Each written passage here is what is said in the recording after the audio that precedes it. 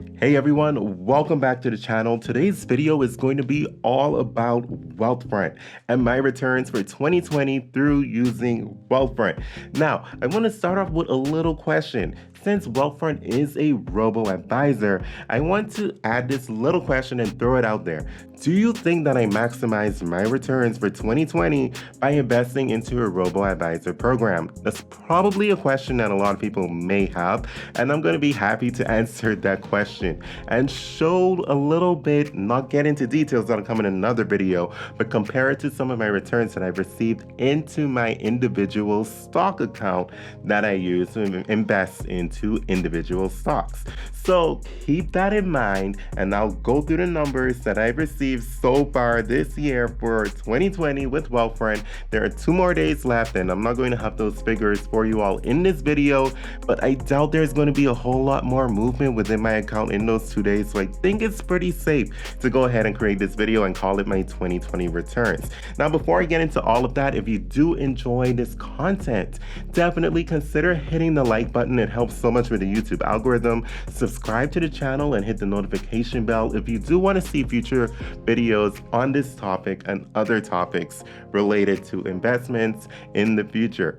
And don't be afraid to drop a comment down below. Now, with all of that housekeeping out of the way, let's get straight into what you came here for. Let's get into my Wealthfront investment account and see how I actually performed. So starting off, we're going to look at January 1st to see how much money I actually had invested into my account on January 1st and what was my account value at that point in time. I'm going to set this up so that I can get a pretty good year-to-date return percentage so that y'all can begin to understand how I performed. I want to point out one thing. Look at that time-weighted return percentage. I'm going to cover that in another video, the next video that's going to be following up on the pros and cons of Wealthfront. So keep in mind, look at that number, and I will explain why I have you looking at the number in the next video. Okay, and when that video is created, I will link it up above here somewhere with a card or whatever they call the thing that slides across and links the video somewhere. I don't know which side it'll be on, but back to the point that I was making. So on the 1st of January, I had a total net deposit, all of the money that I've invested into my account that's being invested into the stock market, most of it I would say, because not every single penny gets invested usually. That'll come in the next video too. But a total deposit of $3,600, and you can see that my account value at that point in time was $39.41.67. So that's giving me an increase of about $341.67, which isn't too bad. Let's put that into percentage terms. I like to talk about percentages. So it looks like that percentage netted me about a 9.5% increase in account value on January 1st. This is what I began the year with in my total account value increase. Well, about 9.5%, which is pretty good. It's beating inflation, but it isn't outrageous, but it is a pretty good return, to be honest. I can't really complain too much about that. Now, as we know, the pandemic happened, March happened, and of course, my account dropped in value, and if you do want to find out how much it dropped in value during that time, I'm going to link the video up above so you can go ahead and watch my previous video on that, and the fact that you can see that I stayed the course, and obviously my account recovered. I never sold anything, but if you want to see how much it dropped, it was a pretty scary amount, to be honest, to see it happening. So go ahead and click that link up above to see that amount in that video. So let's move all the way through to December. We're not going to cover all of the other months. They aren't very relevant for the purpose of this video. And when we look at December, we can see my total deposits, once again, was a total of $5,370. However, take a look at my account value as of right now, which is at the top of this video, and it is $6,612.50. So that shows a pretty healthy return. It sounds a whole lot more than what we had originally, which was the 9%. So let's take a look at that. I do have the math already done because I can't do all of that in my head right now.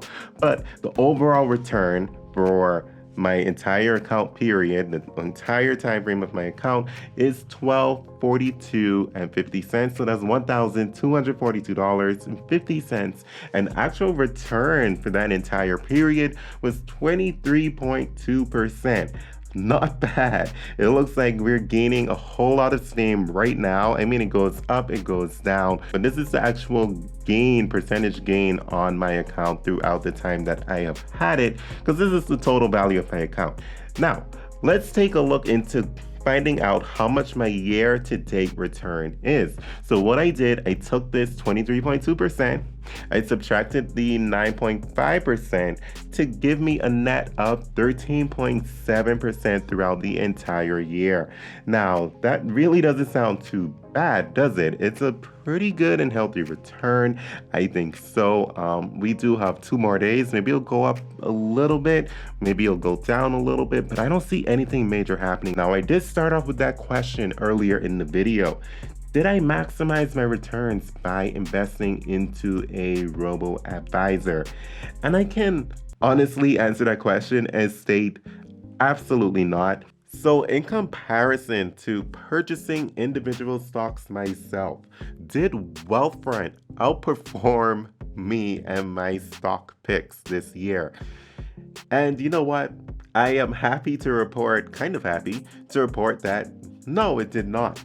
I have done extremely well with my picks this year in the stock market, and I will go into those individual stocks in a separate video. But to give you an idea, I'm going to share with you basically all of the stocks that I purchased this year. I'm not counting anything that I purchased in the past, simply because I do have some losses going on right there right now on paper. But this is in comparison to what has happened with Wealthfront, right, throughout this year. So I purchased 4 stocks, right, 4 different companies that have gained over 100% on paper.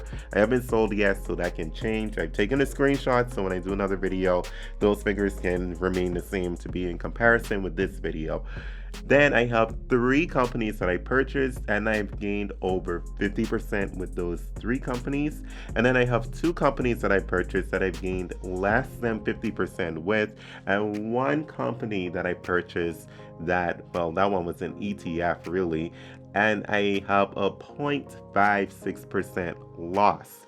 So as we can see, I've done extremely well. I'm not even going to do the math on that because my entire time weighted thing with Wealthfront was 23%, and my year-to-date return with the Wealthfront and those purchases were 13.7%.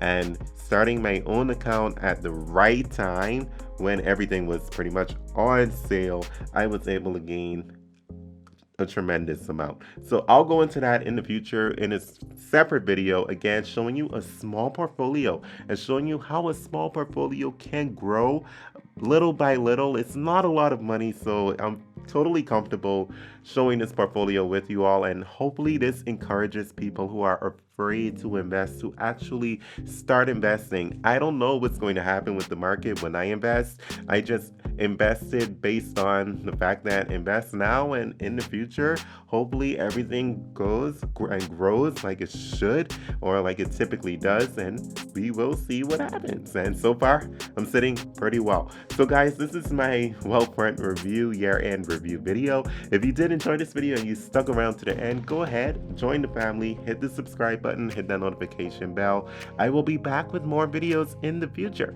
So I do look forward to hearing from you all and seeing you again in the future. Thanks so much for watching. Take care. So in comparison to selecting individual stocks myself, did Netflix, yeah, sure. All right, let's set that up again. 5, 4, 3, 2.